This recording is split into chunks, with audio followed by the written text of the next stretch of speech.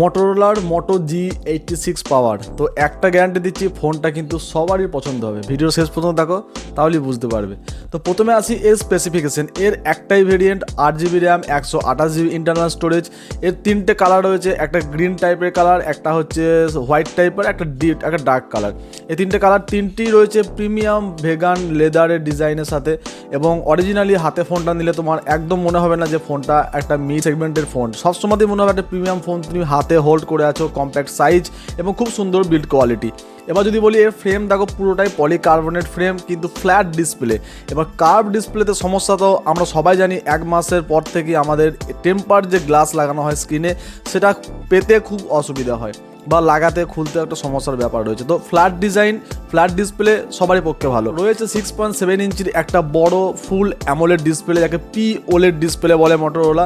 এবং রয়েছে 120 hertz refresh rate, রয়েছে 1.5K রেজুলেশন এবং খুবই ডিসেন্ট কোয়ালিটির একটা ডিসপ্লে রয়েছে, যেটাতে মাল্টিমিডিয়া এক্সপিরিয়েন্স কিন্তু খুবই ভালো হবে।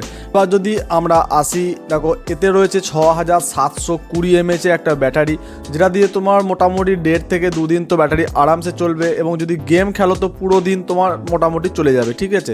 এবার এই ফোনটা কিন্তু স্পেশালি গেমারদের জন্য নয়, যারা এক্সট্রিম লেভেলে গেম খেলে।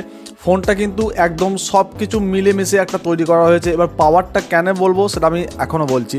একটা হচ্ছে ব্যাটারির পাওয়ার, যেটা 6700 mAh ব্যাটারি, হয়তো এর থেকেও ব্যাটারি বেশি ফোন রয়েছে, ঠিক আছে। তো ব্যাটারি ডিসেন্ট 33 ওয়াটের একটা চার্জার রয়েছে, যেটা তোমাদের মোটামুটি ফাস্ট চার্জিং করে দেবে, 2 ঘন্টার ভেতরেই তোমার ব্যাটারি ফুল চার্জ হয়ে যাবে। আসবো আমরা এর পারফরমেন্সে। তো এখানে রয়েছে মিডিয়াটেক ডাইমেনসিটি 7400 একটা প্রসেসর, এবং যেটা 2.6 GHz রান করে। আনটুডু স্কোর প্রায় 8 লাখের কাছাকাছি চলে আসে, এবং ডিসেন্ট পারফরমেন্স তোমরা পাবে এখানে। ডে টু ডে লাইফে বা ক্যাজুয়াল গেমিংয়ে তোমরা কোনো রকম ফ্রেম ড্রপ, ল্যাগ বা কোনো হ্যাং টাইপের কোনো জিনিস তোমরা এখানে পাবে না বা ফিল করতে পারবে না। ডিসেন্ট পারফরমেন্স দেয় প্রসেসরটা, এবং ব্যাটারিও অনেকটা কম কনজিউম করে। তো এই প্রসেসরটা মিডিয়াটেক ডাইমেনসিটি 7300 এবং 7400, যেটা নতুন বেরিয়েছে, কিন্তু খুবই ট্রাস্টেড এবং ভালো একটা প্রসেসর। তো এই প্রাইস সেগমেন্টের ভেতরে তোমরা ভালো ডিসপ্লে পাচ্ছ, একটা ভালো বিল্ড কোয়ালিটি পাচ্ছ, ভালো ডিজাইন পাচ্ছ, তার সাথে তোমাদের এত ভালো প্রসেসর রয়েছে, এবং তার সঙ্গে রয়েছে একটা বড় ব্যাটারি, ঠিক আছে। তো এইগুলো কি তো আমরা পাওয়ার বলবো, কোম্পানি হয়তো এই সমস্ত প্যাকটাকে ধরেই পাওয়ার বলার চেষ্টা করছো। তো এখনও অনেক সেগমেন্ট বাকি রয়েছে। সেটা হচ্ছে মেন হলো ক্যামেরাতে দেখো 50 মেগাপিক্সেলের একটা মেন ক্যামেরা, এবং 8 মেগাপিক্সেলের রয়েছে আলট্রা ওয়াইড ক্যামেরা। এবং সামনে এবং পেছনে তোমরা দুটো ক্যামেরাতেই তোমরা 4K ভিডিও রেকর্ডিং করতে পারবে।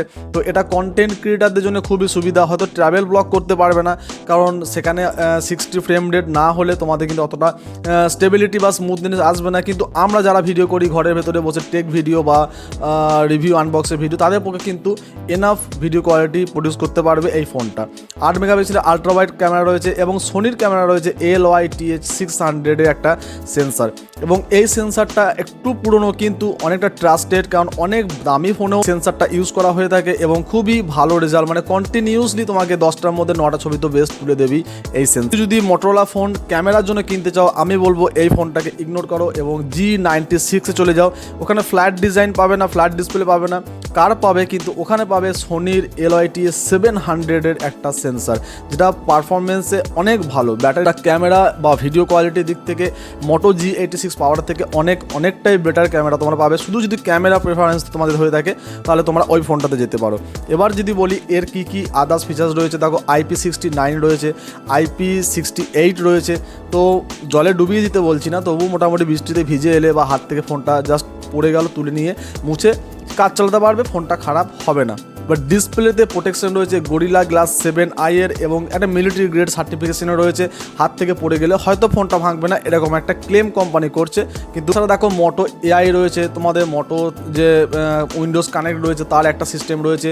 মোটো থিংসিডের মতো মোটোরোলার একটা সিকিউরিটি রয়েছে। তোমার ফ্যামিলির স্পেসের জন্য আলাদা একটা ফোল্ডার হবে, তোমার মোটো সিকিউর ফোল্ডার তোমরা আলাদা করে পেয়ে যাচ্ছ। তাছাড়া এক্সট্রা যে AI ফিচার্সগুলো রয়েছে ক্যামেরার মধ্যে বা বিভিন্ন অ্যাপ বা গুগল জেমিনি সবার মধ্যে কিন্তু পেয়ে যাচ্ছ। স্টক অ্যান্ড্রয়েড পেয়ে যাচ্ছ, মাল্টিমিডিয়ার জন্য পেয়ে যাচ্ছ dual stereo speaker with Dolby atoms. তো এইখানটাতে মোটোরোলা খুবই ভালো কাজ করে।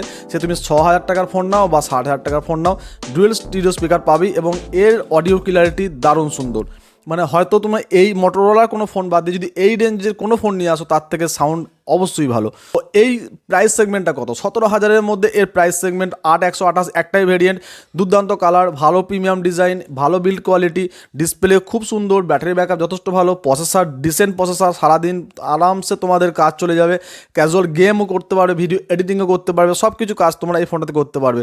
তো এটা পাওয়ার প্যাক একটা ফোন, যেখানে তুমি display, sound, multimedia, battery, performance সব কিছু A to Z পেয়ে যাচ্ছ।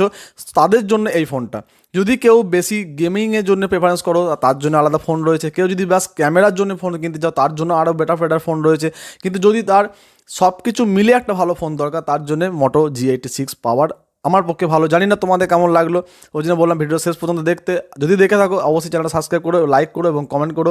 যদি এই প্রাইস সেগমেন্টের ভেতরে একে বিট করা কেউ থাকে সেই ফোনটা নিয়েও আমি ভিডিও বানাবো। আজকে এটুকু, দেখা হচ্ছে নেক্সট ভিডিওতে।